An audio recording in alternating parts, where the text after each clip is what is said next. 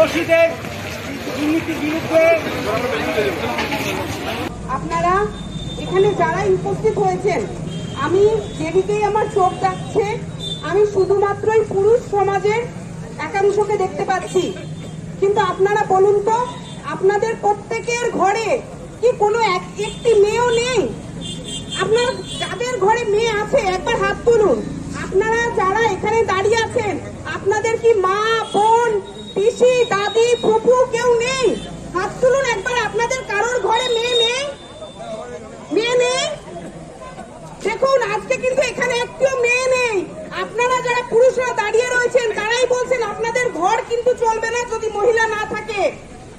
ইসলাম থেকে শুরু করে, হিন্দু ধর্ম থেকে শুরু করে প্রত্যেক ধর্মে আমরা বইয়ের খাতাতে, কোরআনের পাতাতে মেয়েদেরকে সম্মান দিয়ে থাকি। বাস্তবের ক্ষেত্রে এই যে চোখ দিয়ে তাকিয়ে দেখছি মেয়েদের সংখ্যা দেখতে পাচ্ছি না।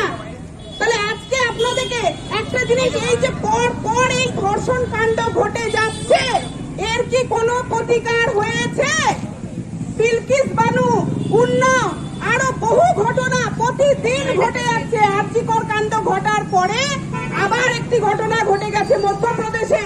সিপিএম সরকার বলতে পারবে যে তার আমলে ধর্ষণ হয়নি, না বিজেপি সরকার বলতে পারবে তার আমলে ধর্ষণ হয়নি? আজকে তৃণমূল সরকারকে আপনারা যারা দোষারোপ করছেন, আপনাদেরকে আইনটা জানতে হবে। এই যে 5 বছরের একটা ট্রায়াল সিস্টেম শাসন ব্যবস্থাতে সহজে কিন্তু শাস্তি পায় না অপরাধী, আর তার সুযোগ নিয়ে অপরাধী বারংবার অপরাধ করছে। তাহলে আপনাদেরকে বুঝতে হবে যে আমরা অন্যদিকে মোড় ঘুরিয়ে নয়, আমাদের দাবি হওয়া উচিত এবং ফাঁসি নয়, এই অন্যায়ের শাস্তি তাকে 4 মাথা মোড়ে দাঁড় করিয়ে পাথর বৃষ্টি দিয়ে সেই সমস্ত নরকের কীটদের মেরে ফেলা, এটাই শাস্তি হওয়া উচিত।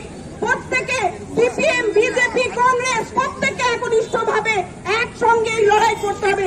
আপনারা হয়তো ভাবছেন মুখ্যমন্ত্রীর সরকার তারা কেন পথে নেমেছে।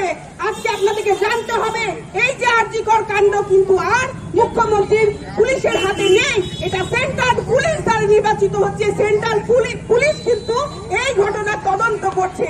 সেই কারণেই তৃণমূল কংগ্রেস আজকে পথে নেমেছে সেই মেয়েটির সঙ্গে যারা অন্যায় করেছে তাদেরকে শাস্তির দাবিতে। এই সত্য ঘটনাগুলো আপনাদেরকে জানতে হবে।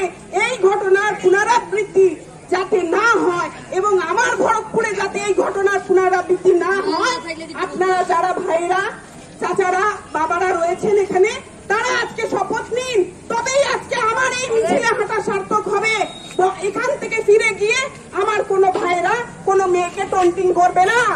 এই শপথ নিন, তবেই আজকে আপনাদের এই একটি বোনের পথের মিছিলে হাঁটা সার্থক হবে। আপনারা শপথ নিতে পারবেন? পারবেন?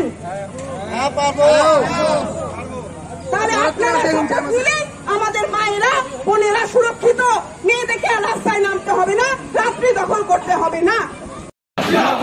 অভিষেক